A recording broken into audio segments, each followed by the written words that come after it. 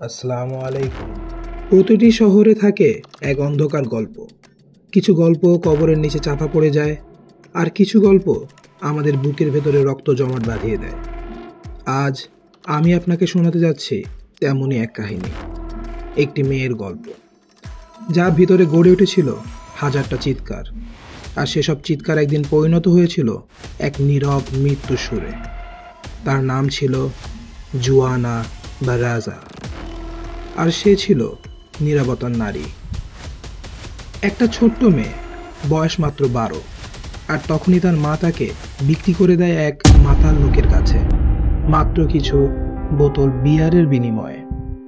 সেই মেয়ে প্রতিদিন নির্যাতনের শিকার হতো, যৌনভাবে, শারীরিক নির্যাতন, মানসিক নিঃস্বতা। একটা শিশুর আত্মা ধীরে ধীরে ছিঁড়ে খেয়ে ফেলছিল এক নরকের বাস্তবতা। সে বড় হতে হতে মনে মনে একটা প্রতিজ্ঞা করেছিল, একদিন আমি ফিরব, আর তখন কেউ বাঁচবে না।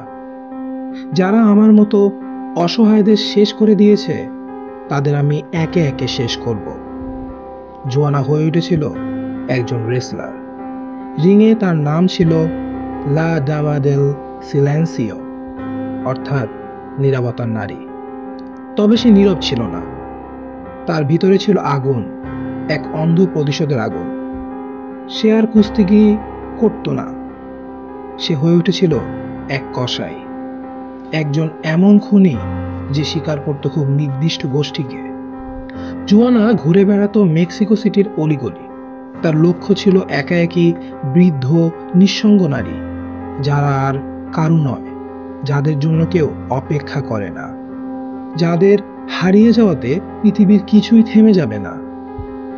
সে নার্সের পোশাক পরত, স্নেহের অভিনয় করত, তাদের বিশ্বাস জয় করে এক কাপ চা বা ওষুধ দেবার ছলে হঠাৎই তাদের গলায় জড়িয়ে দিত দড়ি, স্টেথোস্কোপ কিংবা তার।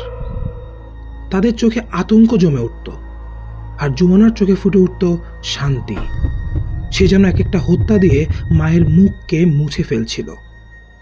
খুন করার পরে সে ঘর গোছাতো, দরজা বন্ধ করত ভেতর থেকে, ছেড়ে যেত এমনভাবে যেন কেউ ঘুরে দেখে যে কেউ ঘরে ঘুমিয়ে আছে। সে ছিল শীতল, নিখুঁত, আর তাই 10 বছর পেরিয়েও পুলিশ তার নাগাল পায়নি। এতদিন পুলিশের ধারণা ছিল খুনগুলো একজন পুরুষ করছে। কেউ ভাবতেও পারেনি এক কসাই এই এক নারী, আর সে ছিল তাদের চোখের সামনেই। চলুন ফিরে যাওয়া যাক 2006 সালে। 2006 সালের এক বিকেল, জুয়ানা প্রবেশ করছিল আরেক বৃদ্ধার বাসায়, কিন্তু এবার সে জানতো না বাইরে দাঁড়িয়ে আছে এক প্রতিবেশী। সে তার সন্দেহজনক আচরণ লক্ষ্য করেছিল। জুয়ানা পালানোর চেষ্টা করেছিল, কিন্তু পুলিশের হাত থেকে সে আর পালাতে পারেনি। তার বাড়িতে পাওয়া যায় শতাধিক ট্রফি, খুন হওয়া বৃদ্ধাদের গয়না, পরিচয়পত্র, এমনকি ছবি।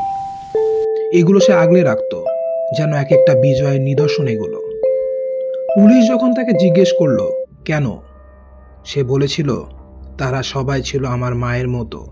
আমি কাউকে খুন করিনি, আমি শুধু শাস্তি দিয়েছি। সে অনুশোচনা করেনি, সে কাঁদেনি, সে হাসেনি। সে চুপ করেছিল, নীরব, ঠান্ডা। আর সেই নীরবতার মধ্যেই ছিল হাজারটা চিৎকার। আজও সে বন্দী, জেলে বসে সে রেসলিং করে, আর তার চারপাশে তৈরি হয়েছে এক রহস্যময় সম্মান, যেন সে একটা চরিত্র, ভয়ঙ্কর কিন্তু আকর্ষণীয়, দানব তবু মানুষ। জুয়ানা বারাজা ছিল না কেবল একজন খুনি, সে ছিল এক বিকৃত প্রতিশোধের প্রতিচ্ছবি, এক ভাঙা সমাজের নির্মম ফল। আপনি কি ভাবেন, সে কি জন্ম থেকে দানব ছিল, নাকি এই সমাজই তাকে সৃষ্টি করেছে? কমেন্টে জানান আপনার মতামত। আর যদি আরও এমন গা শিউরে ওঠা সত্য ঘটনা জানতে চান, তবে এখনই সাবস্ক্রাইব করুন। ভয়কে জানো। আল্লাহ হাফেজ।